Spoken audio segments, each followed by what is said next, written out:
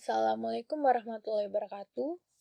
Kami dari kelompok 4 yang beranggotakan Seruni Rahmatul Nasoha, Nurmala Anissa, Rizma Alfariana, M. Aidil Fitrisyah, Trimelinia, dan Wahyu akan menjelaskan mengenai pendidikan matematika realistik Indonesia atau PMRI. Di sini kami akan menjelaskan secara singkat mengenai sejarah PMRI, pengertian PMRI, prinsip PMRI, karakteristik PMRI, model pembelajaran PMRI, serta kelebihan dan kekurangan dari PMRI. PMRI digagas oleh tim PMRI yang dimotori oleh Profesor R.K. Sembiring. Dengan motivasi awal ialah untuk mencari pengganti matematika modern yang ditinggalkan pada awal tahun 1990. PMRI merupakan adopsi dari Realistic Mathematics Education yang dikembangkan di Belanda pada tahun 1970 oleh Hans Freudenthal, seorang penulis, pendidik, dan matematikawan yang berkebangsaan Jerman atau Belanda, dari Institut Freudenthal yang didirikan pada tahun 1970 yang berada di bawah Utrecht University, Belanda. PMRI diuji coba pertama kali pada akhir tahun 2001 di 8 sekolah dasar dan 4 madrasah ibtidaiyah. Setelah berjalan 8 tahun, pada tahun 2009 terdapat 18 LPTK yang terlibat. Jumlah sekolah yang terlibat dalam hal ini disebut dengan sekolah mitra LPTK, yang tidak kurang dari 1.000 sekolah. PMRI atau Realistic Mathematics Education adalah teori pembelajaran yang bertitik pada hal yang real, menekankan keterampilan proses doing mathematics, berdiskusi dan berkolaborasi, berargumentasi dengan teman sekelas, sehingga mereka dapat menemukan sendiri atau student inventing, dan pada akhirnya menggunakan matematika itu untuk menyelesaikan masalah baik secara individu maupun kelompok. Pendekatan matematik realistik adalah suatu pendekatan pembelajaran matematika yang diawali dengan penyajian konten matematika yang dihubungkan dengan situasi nyata yang sudah dikenal siswa sebelumnya. Kemudian, melalui eksplorasi terhadap situasi nyata atau masalah nyata siswa, menemukan kembali atau reinvention konsep matematika yang akan dipelajarinya. Ada 3 prinsip PMRI. Yang pertama itu guided reinvention dan progressive mathematization. Ialah penekanan pada penemuan kembali secara terbimbing.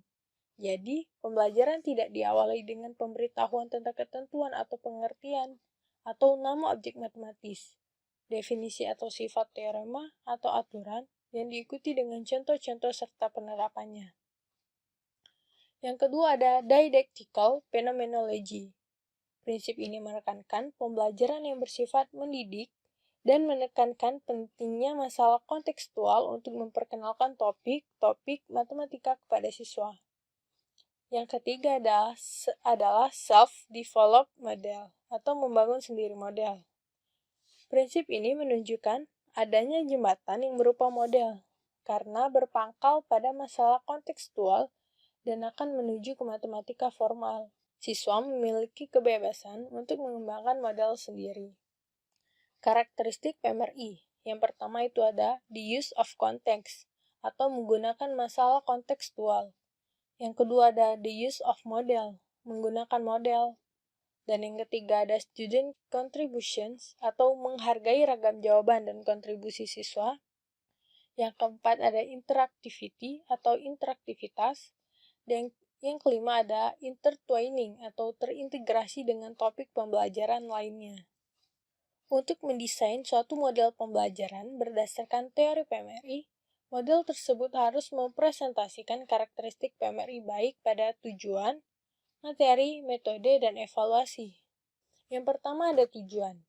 Dalam mendesain tujuan, haruslah melingkupi 3 level tujuan dalam Realistic Mathematics Education, yaitu lower level, middle level, and high level. Jika pada level awal lebih difokuskan pada ranah kognitif, maka 2 tujuan terakhir menekankan pada ranah afektif dan psikomotorik. seperti kemampuan berargumentasi, berkomunikasi, justifikasi, dan pembentukan sikap kritis siswa. Yang kedua ada materi. Desain suatu open material atau materi terbuka yang disituasikan dalam realitas berangkat dari konteks yang berarti membutuhkan keterkaitan garis pelajaran terhadap unit atau topik lain yang real secara original. Yang ketiga, aktivitas.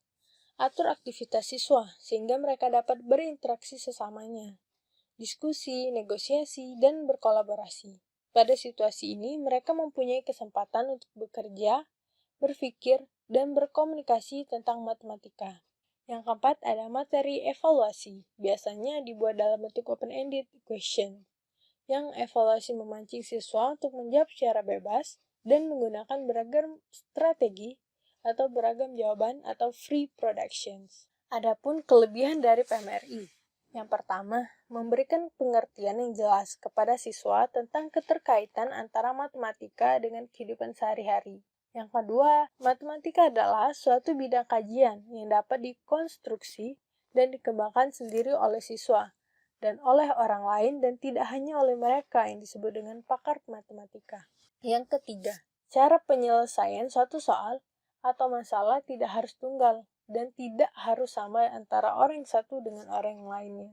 Yang keempat, mempelajari matematika, proses pembelajaran merupakan sesuatu yang utama, dan untuk mempelajari matematika, orang harus menjalani sendiri proses itu, dan menemukan sendiri konsep-konsep matematika dengan bantuan guru. Yang kelima, memadukan kelebihan dari berbagai pendekatan pembelajaran lain, yang juga dianggap unggul. Adapun kekurangan dari PMRI, yang pertama yaitu pencarian soal-soal yang kontekstual tidak terlalu mudah untuk setiap topik matematika yang perlu dipelajari siswa. Yang kedua adalah penilaian dan pembelajaran matematika realistik lebih rumit daripada pembelajaran konvensional. Yang ketiga, pemilihan alat peraga harus cermat, sehingga dapat membantu proses berpikir siswa. Adapun upaya untuk mengatasi kelemahan dari PMRI, yang pertama yaitu memodifikasi semua siswa agar aktif dalam kegiatan pembelajaran. Yang kedua, memberikan bimbingan kepada siswa yang memerlukan. Yang ketiga, memberikan waktu yang cukup kepada siswa untuk dapat menemukan dan memahami konsep. Yang keempat, menggunakan alat peraga yang sesuai sehingga dapat membantu proses berpikir siswa. Maka pembelajaran matematika dengan pendekatan realistik dapat meningkatkan kemampuan pemahaman siswa terhadap konsep matematika. Baik, itu saja penjelasan materi dari kami. Saya akhiri, wassalamualaikum warahmatullahi wabarakatuh.